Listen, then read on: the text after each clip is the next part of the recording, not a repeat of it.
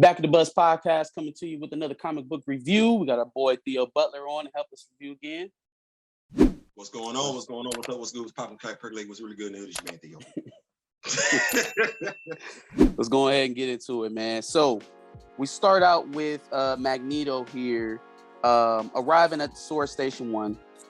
Does so in a metallic space ball, if you will, made of his own volition.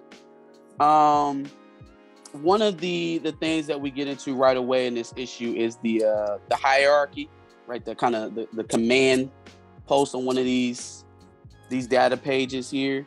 So we got Abigail Brand as the commander. Obviously, Magneto is going to be the council representative here for S.W.O.R.D. And I really like how they kind of split it up by division, right? Everybody has a specialty. You talking about mutants, right? A lot of varying abilities. And the one thing that has come out of this whole Krakoan era of X-Men or mutant writing is that it's more so about a collective. That is the one thing that they have been able to establish, is everybody giving whatever it is they can give. Even some of the most obscure characters that you had probably forgotten about in X-Men mythos, they've given them a role. We got Wiz Kid heading up the technology and engineering division. Logistics is your boy Manifold. I know you definitely want to expand on that one. Did you want to take that one away? Listen, Manifold has quietly been one of the most underused characters in Marvel Comics, but one of the most unique characters in Marvel Comics, because we got Gateway, being introduced X-Men, late 80s, early 90s and everything like that. But then when you see Manifold is a cool character. Gateway never really talked that much, but you never really knew the magnitude of Manifold's power until I hate to keep going back to the intergalactic empire. You like, so your power can be used as a weapon too. You just ain't, and then you're not even just teleporting. You talking to the universe, and the universe is like, yeah, come on, slide on over here. So full disclosure, obviously we're going through back issues now, trying to catch up on S.W.O.R.D. Yeah. But one of the things that I've come to learn about him through a lot of Al Ewing's readings is that it's not so much of a teleportation as it is him manipulating reality, right? He's able to fold reality in such a way that he can open up doors to other places. It's not, point A to point B like Kurt. It's not, opening up a window to another place like Gateway. No, it's I'm going to fold reality. I'm going to fold reality. They did this one scene, and I think it was in the intergalactic Empyre storyline, or it might have, where he literally, and no, I don't even want to say that because I was reading books back and forth. It might have been S.W.O.R.D, where he actually just reached into somebody's room and took something with his hand, and I'm like, is that simple? Yeah. But see, that's child's play. That's child's play. It's not just translocational; it's interdimensional. Yeah, but you're not mega level mutant. So that's an interesting point, right? So in terms of interdimensional travel or reality bending powers, the only person that I could possibly imagine being more powerful than Eden Vesey would have to be Franklin Richards in that regard. But according to Dan Slott in the Fantastic Four team, Franklin Richards ain't even no mutant no more. So then if not Eden Vesey, then who? This one I'd be like, writers, y'all be doing too much sometimes. I understand we want to, take character art somewhere, but okay, let's be clear. His parents, Franklin Richards, were bombarded by cosmic rays. His mom has powers. His dad has powers. If he's born with powers, he's a mutant. Or he's not born with powers, regular human. He's not born with powers, but he's not a mutant. Like that's not how that's gonna work. Like, so. And then even more than that is that they went the extra mile of saying that he had the X gene. It wasn't just that he was born superpowered. Y'all said he had the X gene. So then how now in 2020, years later, years of canon just thrown away. Oh, you know what? instant reality warping powers. You made us believe that you had the X gene. Come on, man. Come on now. Come on. We ain't Come gonna on. do Franklin Richards like that, because if we do Franklin Richards like that, somebody go like, oh, y'all talking about him like that? What about Wanda? Yes, and that's what I'm saying. Same thing with Wanda, right? Instead of just leaving Wanda where she at, oh, well, no, the High Evolutionary actually made them what they are, and they're not, or Wanda at least is not even Magneto's daughter at all. And in fact, it was too much. It was too much. But wait, she died. She came back, so she a mutant now. The fire brought her back. Wait. Because I thought one of the rules was that we couldn't resurrect humans. I thought that was off the table. So, that's House and Powers information there. So if Wanda's resurrected by the Five, she couldn't be a human, right? That's what I thought. So what is Pietro? Is Pietro a human, or is he a mutant, or y'all still related? Y'all brothers and sisters? Is because Pietro look more like Magneto than you do. Let's go ahead and just tell the truth to shame the thing. So how this working? You Magneto, my bad, because we call her Wanda. You Eric's daughter, and Pietro ain't his son? I don't know. Yeah, I ain't asking, I'm just asking. I think they attempt to answer or to try and like clean the slate on a lot of those things. In the newest event going on surrounding Wanda and Trial of Magneto. But even still, even looking at something like this, where a character like Eden Bessie is not considered to be Omega level, but almost arbitrarily, because you're not defining another mutant that's more powerful than him in his power set. It raises some questions. It raises some questions. Maybe an Araco mutant, maybe, but see, at this point now I'm just throwing stuff out for you. I'm throwing out excuses for you. We gotta suspend belief and just go along with it, because the first few pages, I see Magneto in the metal ball, but understanding science that there's no air in space. I see a space station with foliage surrounding it. Krakoan tech. That's what I'm being asked to believe, so I'm gonna go ahead and go along with it. Krakoan tech. We ain't gonna overcook the grits. It's trees growing out in space, foliage and everything surrounding the space station, looking like moss. You like it, I love it. We'll go along with it. Yeah. At least for now. So another thing that I thought was interesting is the power flex of Magneto, right? Moving the space station, the S.W.O.R.D station in place over Araco as he's walking around the building. Right, like just nonchalantly moving the entire S.W.O.R.D station in place over Araco or Krakoa. Did I tell you I can chew gum at the same time? Yeah. It looks like Magneto is greeted by the security team made up of Cable, who's head of security. We have Random and Risk, it looks like, who are also part of the security team here. Kind of just showing that divisional, the responsibilities, right? Because looking at this, right, this is back when we were still dealing with Kid Cable, right? And knowing that he's a very capable mutant between his telekinesis and just all of his other just general fighting prowess, makes sense. But then again, you lose some of that tactician-like mentality, some of that wartime experience with not having the OG there. But it seems like, they found a way to kind of put young Nathan in a role that best suits him as a head of security. Absolutely. I'm gonna tell you this from I'm a Trekkie. Okay. I'm a Trekkie. I like Star Wars, but I'm a Trekkie.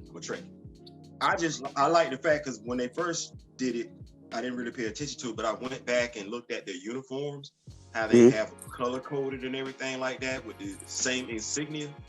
I really want to say the guy probably likes Star Trek, but I'm digging the color coordination of the different departments, because that's what they did in Star Trek. Engineering and security would wear red, science and medical would wear blue. So I'm loving that, the way they have it color coded. Like, I don't know how many other people gonna pay attention to that, but I'm definitely feeling that. No, Al Ewing is definitely somebody I can see being attractive. Or at very least just a very, very fluent science fiction fan. You can tell in a lot of his reads. We're going to get to a lot of the stuff that he he kind of leaves crumbs to in this issue. But he's very good at world building, science fiction-esque kind of situations. He's very good at building them up. You know, I like Al Ewing in that regard. We got Manifold on logistics, obviously, Commander Brand. Fabian Cortez is an interesting character in this book. He seems to be the guy that everyone wants to avoid, but at least for now, they need him. Right. So he's there. There, but he's definitely the guy that everybody wants to get away from.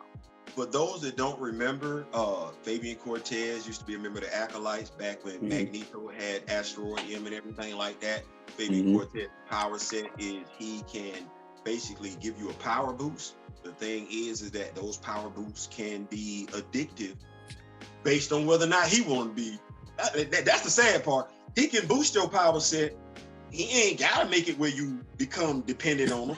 It's just a conscious decision. And he actually used that conscious decision to make Magneto dependent on his power. On him. Yeah, so it's one of them things where you get to see the angst play out between him and Magneto throughout issue 1. So yeah. It's funny that you brought that part up in his history, because the one thing I think of when I think of Fabian Cortez is the X-Men cartoon from the 90s. Right? The only time you seen Fabian Cortez is when Magneto had Asteroid M, and he was trying to explode? He's trying to explode Earth, or he's trying to do something to Earth, and he used Fabian Cortez to help him. Yeah, try to a whole bunch of missiles at Earth, nuclear missiles. He's like, man, I'm sick of y'all. Yeah. We've got Ambassador Extraordinaire, Miss Frenzy. Thoughts on her? Hasbro. Can we get the Frenzy action figure, please? I need it in the Carol Danvers body, the one from the All Father wave, because this is a thick woman. Or give me Thor's sister Angela build, or give me this new She-Hulk build you just gave. But this is a sister. I need the thickness in all the right places. Hasbro, I'm talking to y'all. But, make that happen. Yeah, I'm loving the Frenzy character. She don't get enough shine. I'm loving the shine that he put some respect on her name. He put some respect on her name. I love the fact Frenzy has been around since Fabian Cortez. So I'm loving the fact that he's putting some respect on her name. And even though we're catching fans up with S.W.O.R.D, they will be able to see as we go further along in the issues how much respect this guy actually does put on Frenzy's name. So yeah, I'm loving her as a character. And not just Frenzy, a lot of the characters we've already named. Yeah. Frenzy, Manifold. I think Tempo plays a role at some point in this book. Aurora Monroe has a bigger role to play in this book down the line. So yes, definitely has no problem taking men and women, black men and women and putting them at the forefront. The Super Scroll, he put Pybok in there. I'm like, where you come from? Yeah, where Pybok come from? Hey, but he doesn't. You read comics for real, ain't you? Yeah, for real. So now we can get to Miss Brand. She does her what do you call it? Her leader 1-2, where she comes in and hello Magneto, welcome to the S.W.O.R.D stations, giving them a rundown of everything, a grand tour, if you will. We do get another data page here where she is talking about her future plans with S.W.O.R.D. I think here, and there's another spot in the book where they really juxtapose her history with S.W.O.R.D and other governmental agencies like Alpha Flight. I think she mentions in that data page a little bit something about Peter Gyrick and being the new leader of Alpha Flight, what her responsibility was for that alien force that had tore through the S.W.O.R.D station before they got there. Just some interesting level setting, kind of giving you a background on Abigail Brand, but also giving you an idea ultimately what she feels her responsibilities are. Where does she feel like her role lies in between being the protector of Soul and being the commander of a S.W.O.R.D station, which belongs to Krakoa now? Say that. That's the interesting dynamic, because there is some conversation pieces taking place early in this issue where there's some give and take, some back and forth between her and Eric in regards to who's her allegiance to. She makes it clear her allegiance is to the solar system. Mm-hmm. It just happens to be that Krakoa is in that solar system. Magneto is, well, if your allegiance is to the solar system, then by necessity, your allegiance is to Krakoa. By proxy, your allegiance is to Krakoa. So I think he says S.W.O.R.D watches over the solar system, but S.W.O.R.D is essentially Krakoa. Then who speaks for the solar system? exactly. We So do. it's one of them things We do. it's some. I love that bit of dialogue because regardless of what medium we've seen Abigail Brand in, she's her own woman and she don't answer to nobody. Yeah. So Yeah. cartoon, Alpha Flight, what Immortal Hulk, it don't matter. We see Abigail Brand don't answer to nobody. So I love that they're keeping the characterization intact with her here. So, yep. Yeah. We got a few more things that she's taking Magneto through, just kind of level setting for things we're going to see up and coming. Wiz Kid at the technology suite, kind of telling them, what kind of things they're working on and what his responsibilities are. Wiz Kid is another interesting character. Not somebody that I knew a whole heck of a lot about coming into the S.W.O.R.D series. Just another character. It seems like Ewing is teeing up for some sort of larger arc down the line.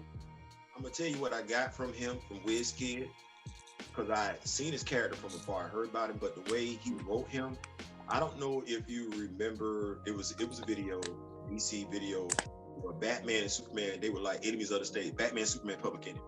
Okay. And they had like Toy Man in it. Toy Man, who had this crazy thing about Power Girl. He built the rocket ship with combination. Wiz Kid's personality is similar to Toy Man's personality. To Toy Man, yeah, for sure. For those who don't know, see Toy that. Man was a kid in that video, that cartoon video and everything like that. So ironically enough, they both Asian. I ain't saying, I'm just saying. They both kids. And they both kind of braggadocious with their skill set. Like, oh, for sure. Wiz Kid lets you know, hey, I'm that dude for real. In the kid way, but still. So yeah. I thought that was interesting. And I don't want to forget to see Frenzy put hands on Pybok. Like, that's the thing to me. I was just giving him the tour. Her power set, as far as being able to put hands on people, it's never really been tapped into. But just like she didn't send Pybok flying, y'all need to know, Frenzy didn't put hands on quite a few dudes that's strong in the MCU and has gotten this exact same result. They go flying. So I love the fact that he's using her, man. Like you said, all the characters that he's bringing into play, he's doing some amazing thing with these characters in this book. I'm here for it. It really speaks to the creativity of the writer. Like this book could have just as easily been a book that's propelled by Abigail Brand and Cable. And we would only ever see those two characters because those are the only two that anybody cares about. And, they're just not interested in exploring new stories with new characters, right? It's always a tale of a good writer. I think we've said this before. To me, is when you can take little known characters and give them large scale story arcs and make them matter, make them matter to the brand of a book. A quick point comes up between Pybok and Magneto over Wanda, right? So just to kind of set the table here for this conversation, there is a newly formed Kree-Skrull alliance, right? The Kree and the Skrull empires have merged together in a union led by Hawkling, who is half Kree and half Skrull. Yes. Who is also the mate of Wiccan, Wanda's son. Right. So now we're at a point now in the X-Men's, in their storyline here through the Krakoa area where they are facing multiple domestic threats, and they're not really in a position to take on an intergalactic one, at least not at this very moment that they in this. So it is a very touchy subject, but Eric doesn't seem to want to give any leeway. And here's Abigail Brand telling him like, hey, look, I know how you feel, but may not be the smartest thing to antagonize the Kree and the Skrull right now. Yeah, not after what we just came through. Yeah. Mm-hmm. If y'all want to know what we're talking about, that's probably another show, or you can go to your local comic book store. But yeah, that man, listen, they just went through some stuff. Yeah. And we ain't gonna talk about it not right now, but the Don't nobody want no problems with the Kree and the Skrull. No. Together? Together? No. We're not even gonna do that.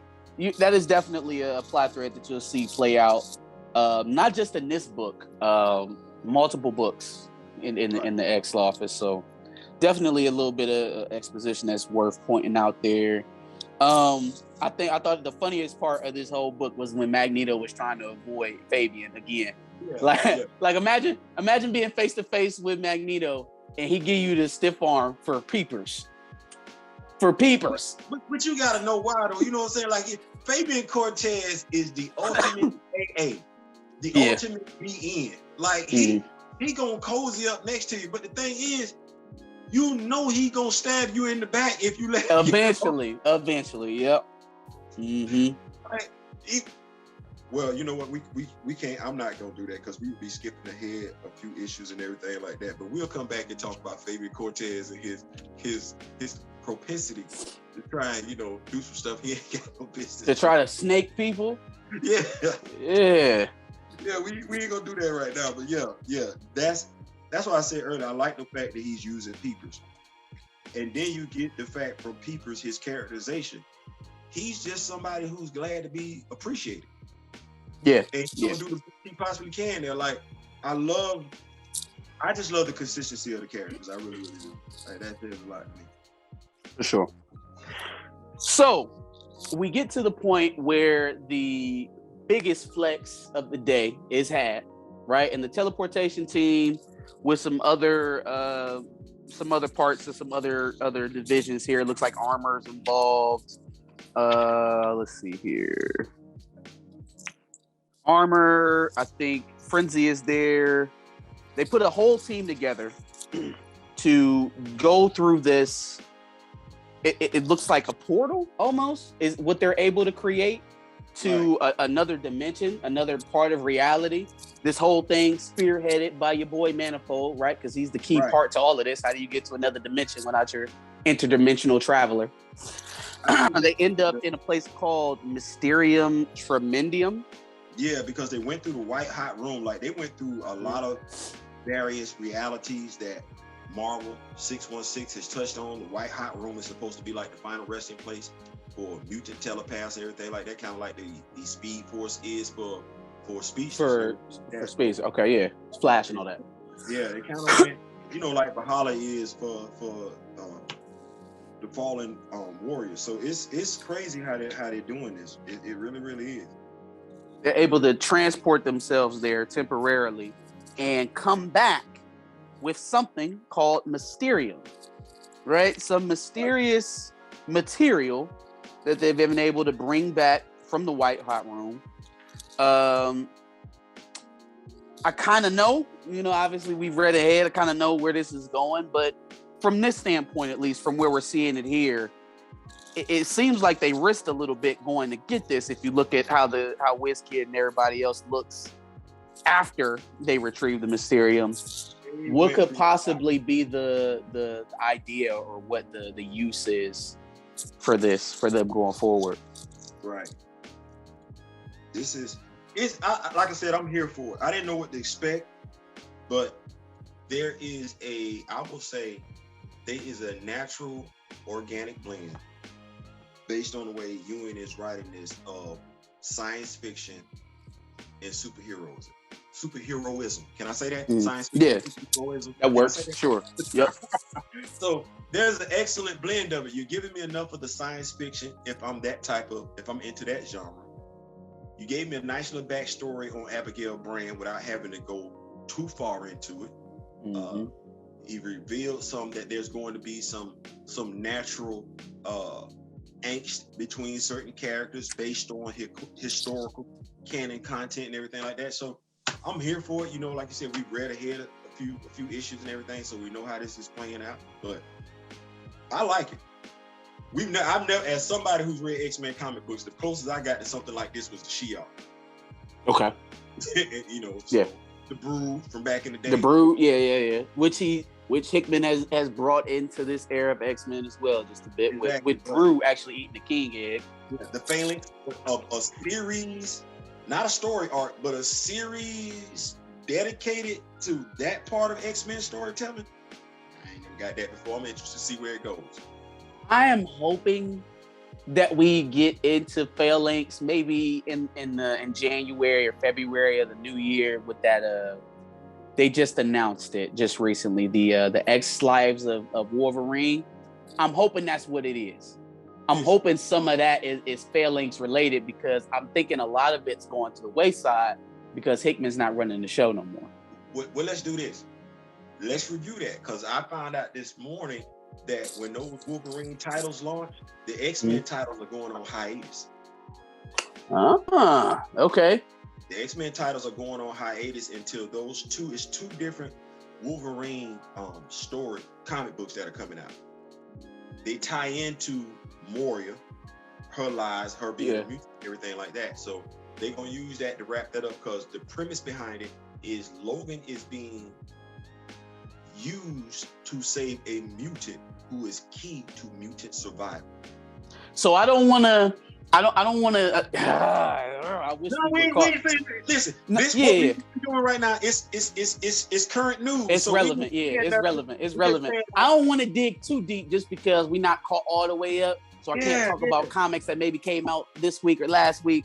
But there's definitely a tie between what's going on in Inferno right now, the latest issue of Inferno that's out, and the X Lives of Wolverine. Right, if you've read the latest issue of Inferno, you know that the Super Sentinel, Chimeria, right, plays a little bit of a bigger role in all of that than what we probably thought. So it's gonna it is. I've been trying to avoid Inferno. Listen, I went to the comic book shop yesterday. I said, I don't want to get into this, because you know comic books are not cheap. They're not cheap. Nah. Because one story could spin into a whole other comic book. Now you the mess around. You got 8 titles. You spending more money. So now you got me saying to myself, I guess I gotta go get Inferno. Yeah, man. No. You need to get Inferno. It's like it's almost like it's a direct continuation from House and Powers. Like all of Dawn of X, all of Reign of X. Yeah, sure. Ten of Swords. Maybe there's a couple callbacks, but in the most part, you could have read House and Powers and then picked up Inferno. See, I'm sitting here like this because I'm like, I didn't read it, and I got the. That was the thing that had me fall out, and I'm not saying fall out in a bad way, but fall out with the X-Men in a good way. Too much was going on. Yeah, and it was all in a way, and you had to know it. So it's like, you know what? Let me push back. That's why I don't even collect X-Men action figures like that. I don't. I don't. But a very simple reason right there. But yeah, it's that issue 2. Definitely, we're gonna get into that. I can't wait. Like I said, I'm here for it. I'm excited. So I'm gonna leave us with this quote from Victor Von Doom here at the end of the issue. You have stolen fire from the heaven. Hold it in your hands. How could I object? I have done the same myself, with one significant difference. I wore gloves. Be careful.